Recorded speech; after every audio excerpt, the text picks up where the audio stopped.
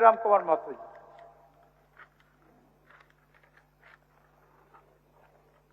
धन्यवाद अध्यक्ष महोदय।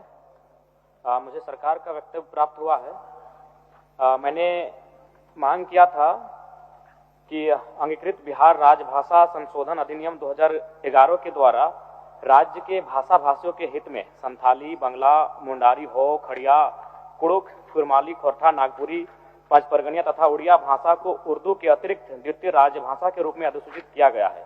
और मेरा इसमें मांग यही था कि कुरमाली को कुड़माली किया जाए और र के स्थान पे अड़ का प्रयोग किया जाए। और इसके लिए मैंने ऐतिहासिक काफी तथ्य लेकर आया हूं अध्यक्ष महोदय, मैं आपके आसन तक भी इसको पहुंचा दूंगा।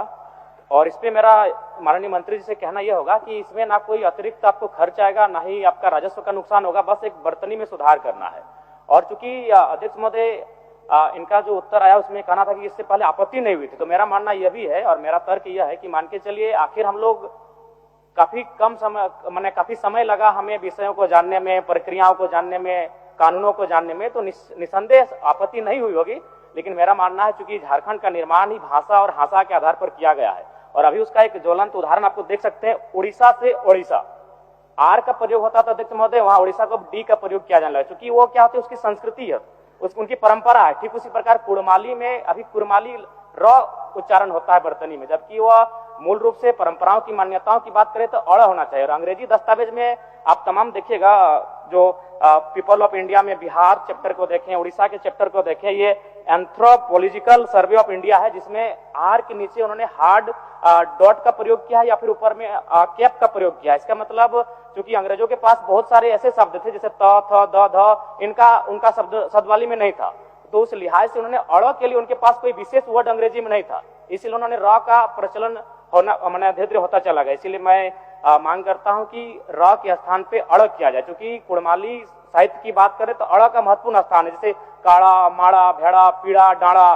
गौड़, मोड़, ये उच्चारण केवल कुड़माली साहित्य में ही संभव है।